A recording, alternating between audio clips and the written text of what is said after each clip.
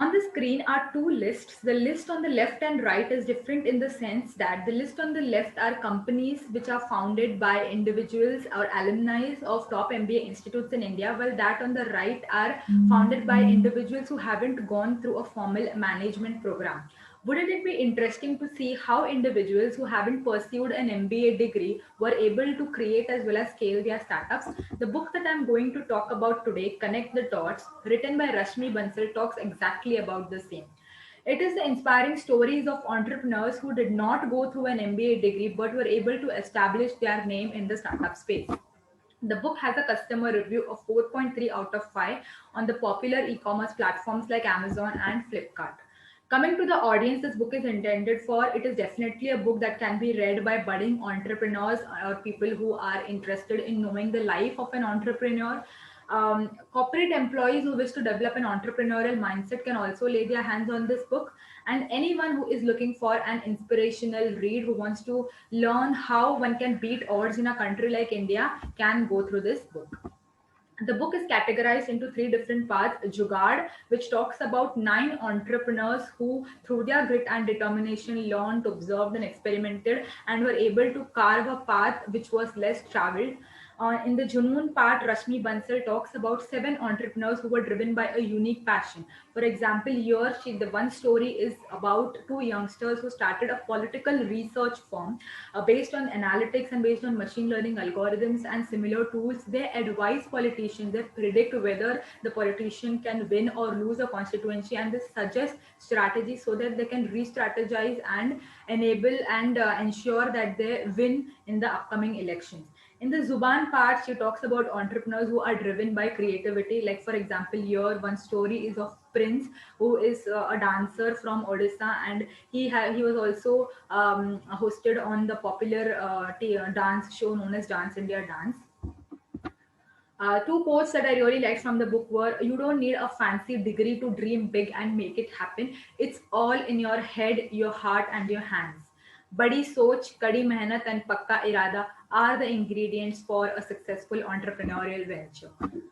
um, from the 20 stories, I have picked out three stories which I personally found very inspiring. And the first story that I'm going to talk about is that of Sunita Ramnathkar. Let me also tell you at this point that from the book of out of all the 20 stories, there was only one entrepreneurial journey that Rashmi Bansal has mentioned, was that of a female, and that is about Femcare Pharma, founded by Sunita Ramnathkar.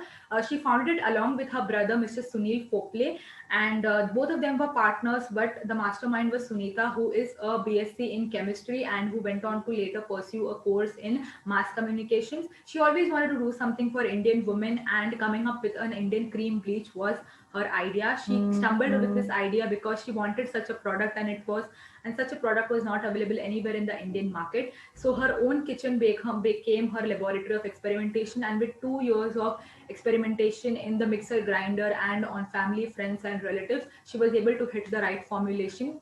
She came up with a product known as Insteo Bleach, and that was half the work done, is what she says. And herein, I learned the first rule that in order to start a business, you should always be able to hit the right product, marketing, advertising, all that comes at a later part.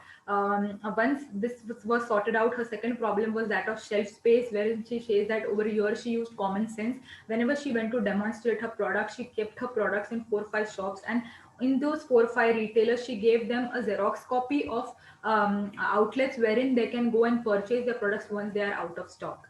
The second point that I really found interesting in her story was the cash and carry model. Now, it is said that credit is the oxygen of business and cash and carry is like gasping for air. So, over here, Sunita, what happens in the cash and carry model is that retailers have to buy beforehand. They have to pay the cash before they purchase the stock. Now, retailers don't like to do it because what if they pay for the cash and the products aren't sold?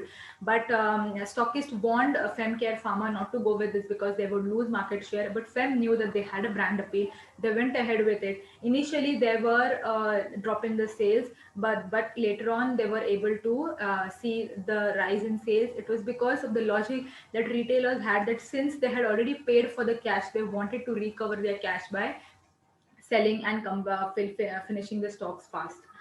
So, an advice that she gives to young entrepreneurs that is, if you want to start a business, find out something which is not available and which people want, a hunger, a need for any service or product, then go out to satisfy the need in the best way possible.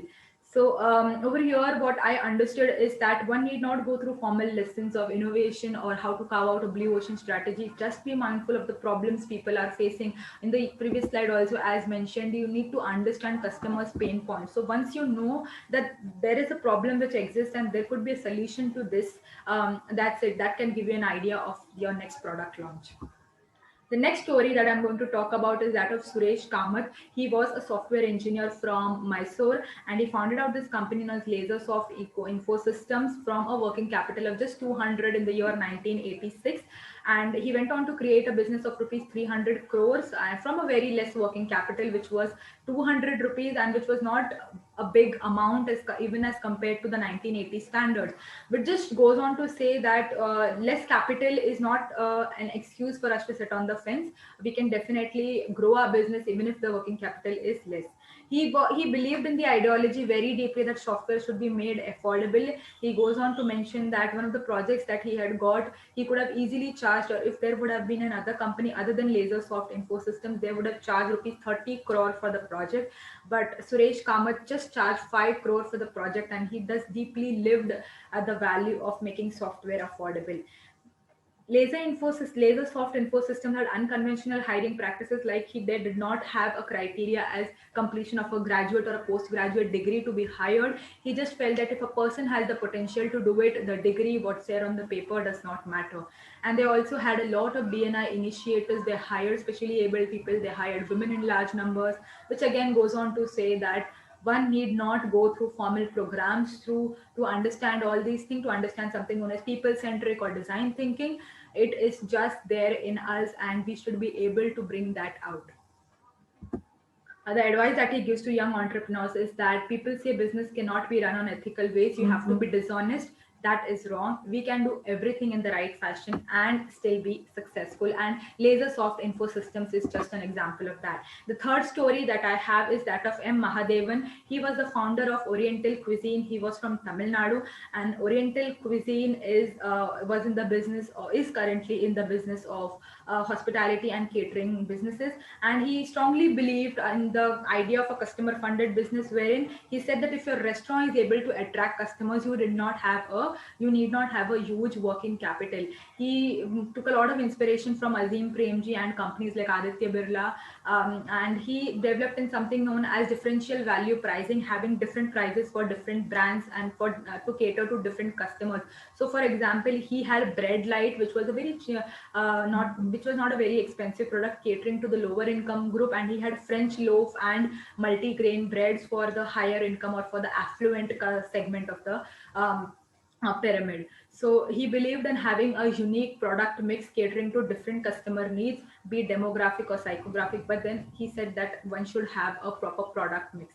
His rule of three for successful branding were location, product mix, general acceptability. Here, I would like to say that while I was reading his story, it was a refresher of my all the B school concepts that I have learned, be it profitability formulas, be it 4 P's of marketing, everything. He knew that, just that he might not know the terminology, but something that Oriental Cuisine had put into practice. The B school concepts were available in this story. His advice to young entrepreneurs is that measure twice, cut once. Don't measure at all and you keep cutting, cutting, cutting. So metrics is really important. Some learnings that I could take, something that was common in all the 20 stories that I saw, was all the entrepreneurs had something known as a risk appetite. They had this risk taking ability. They had a very high social capital. So it is not the era of social media wherein you can run sponsored ads on Instagram or Facebook. It was the word of mouth, it was a network that they had built which helped them scale. They had an ability to anticipate trends in the industry. They could foresee what could be the demand of the future generations. And the most important point is they were able to align their passion with unique talents, because this is what would differentiate a successful and an unsuccessful venture, I believe, being able to align your passion with unique talents. Lastly, I would say that business is common sense. It is not rocket science, and entrepreneurship is more about mindset than skill set.